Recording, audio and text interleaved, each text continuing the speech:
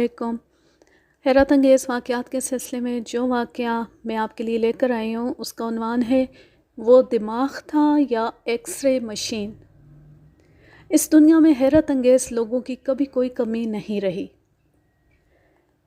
किसी को आपने हर बात याद रखते देखा होगा, कोई आपको बड़ी फुर्ती से आंखों में धूल झोंकता दिखाई देगा। सड़कों पर आपने बहुत से शोबदेबाज देखे होंगे जो मजमा लगाकर हाथ की सफाई दिखाकर नज़रबंदी करते हैं और दाद वसूल करते हैं, मगर ये तो वो महारत है जो हासिल की जा सकती है। ऐसे लोग अगरचा कम होते हैं मगर होते ज़रूर हैं, जो कुदरती तौर पर इंतहाई हैरत अंगेज़ सलाहियतों के मालिक होते हैं और उन्हें बरोए कार लाकर दूसरों को सिर्फ हैरान ही नहीं करते बल्कि उनकी मदद करते हैं। ऐसे ही लोगों में हॉलैंड का पीटर हरकोस भी था, जो किसी भी चीज़ को हाथ लगाकर उससे वाबस्ता बहुत से हक़ाइक़ बड़ी आसानी से बता दिया करता था, और ये बात ख़ुद उसे भी मालूम नहीं थी कि वो ऐसा करने में किस तरह कामयाब रहता है। उसे तो बस इस बात से गर्ज थी कि उसे कुदरत ने एक सलाहियत से नवाजा था और वो इस सलाहियत के फैज़ान से दुनिया को महरूम नहीं रखना चाहता था। एक बार स्कॉटलैंड यार्ड वालों को उसकी सलाहियतों की ज़रूरत पड़ी। उसने बखुशी उनकी मदद की और मसला इस तरह हल हो गया कि लोग दंग रह गए। बात यह थी कि किसी ने लंदन के मशहूर कब्रिस्तान वेस्टमिनिस्टर एबे से एक यादगार पत्थर चुरा लिया था। उसकी तलाश में रात दिन एक कर दिए गए मगर कुछ हासिल न हुआ। आखिर थक हार कर स्कॉटलैंड यार्ड के अफसरान आला ने हरकोस से रब्ता किया।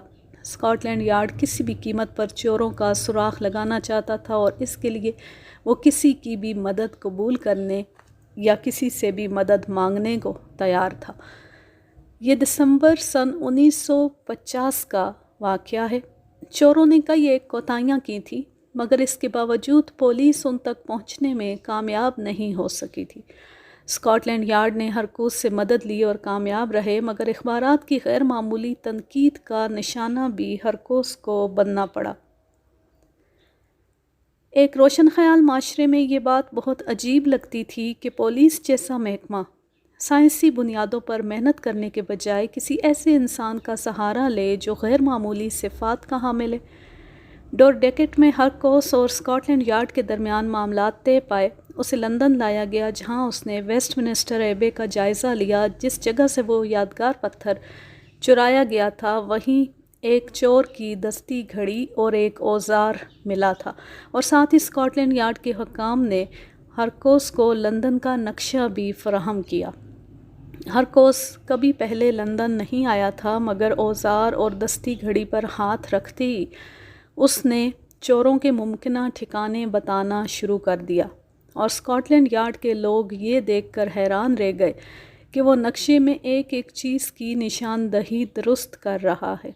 उसने बताया कि जिन लोगों ने वो पत्थर चुराया है उनमें 3 मर्द और 1 औरत शामिल थी, और जब उनकी गिरफ्तारी अमल में आई तब उसकी बात हरफ बहरफ दुरुस्त साबित हुई। दूसरी जंग अजीम के दौरान हरकोस ज़ेर ज़मीन काम करने वाले हुर्रियत पसंदों की मदद करता रहा। जब भी उन्हें किसी पर शक होता वो हरकोस की खिदमात हासिल करते और यूं अपनी बहुत सी मुश्किलात को दूर करने में कामयाब रहते। एक बार वो किसी की तस्वीर लेकर उसके पास आए और उसके बारे में उसकी राय पूछी। हरकोस ने कहा, ये शख्स कौन है? जवाब मिला, एक हुर्रियत पसंद है और बहुत सी कार्रवाइयों में हुर्रियत पसंदों के साथ रहता है, मगर बाद में इस पर शक हो गया और अब हम चाहते हैं कि इसके बारे में हक़ाइक़ से आगाह हों। हरकोस ने उसकी तस्वीर पर हाथ फेरा और कहा, मैं इस शख्स को जर्मन फ़ौजी अफसर की वर्दी में देख रहा हूँ। और उसकी ये बात दुरुस्त थी। वो शख्स वाकई जर्मनों का जासूस था और छुप छुप कर रिपोर्टें भेजा करता था। जब 4 थप्पड़ पड़े तो उसने सब कुछ उगल दिया।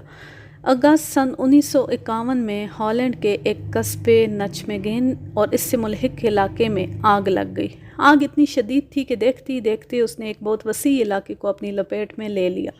हैरत की बात यह नहीं थी कि आग सिर्फ फैल रही थी, बल्कि लोग इस बात से परेशान थे कि थोड़े थोड़े फासले पर नई आग लग रही थी اور کسی کی سمجھ میں نہیں آ رہا تھا کہ ایسا کیوں ہو رہا ہے۔ ہرکوس بھی بہت فکر مند تھا، اس کے وطن میں آگ لگی تھی اور وہ سکون سے بیٹھتا، یہ تو ممکن ہی نہیں تھا۔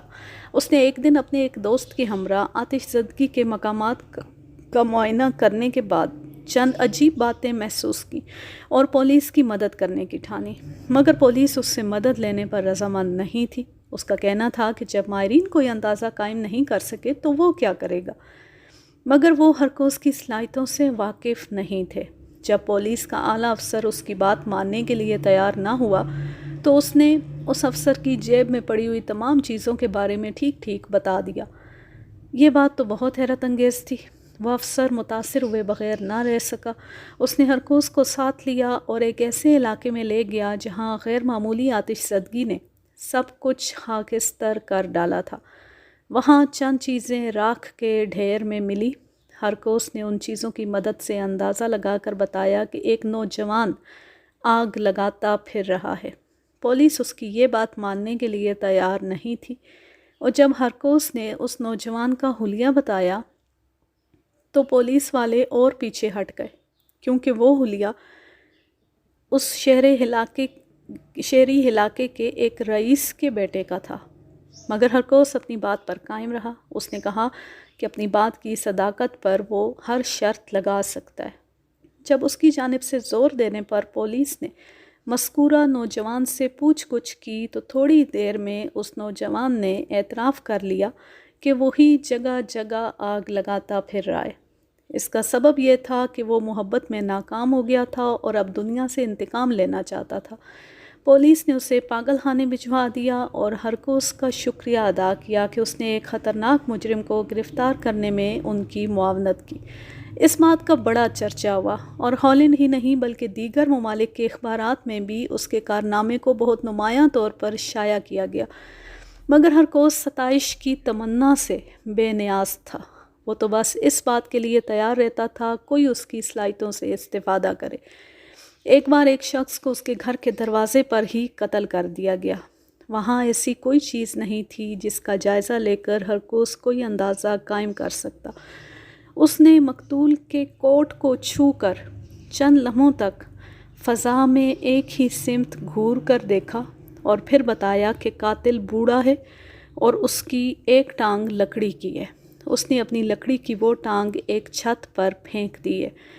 تفتیش کرنے پر اس کی بات حرف بحرف درست ثابت ہوئی۔ سن 1958 میں ہرکوس کو امریکہ لایا گیا، جہاں نفسیات کے ماہرین کی ایک ٹیم نے اس سے تفصیلی انٹرویو کیا اور اس کی خداداد صلاحیت کے بارے میں کوئی رائے قائم کرنے کی کوشش کی۔ بہت کوشش کرنے پر بھی وہ کوئی رائے قائم نہ کر سکے۔ اگر آپ کو یہ واقعہ یا میرا انداز پسند آئے تو اس چینل کو سبسکرائب ضرور کر لیں اور اس ویڈیو کو زیادہ سے زیادہ شیئر کیجیے۔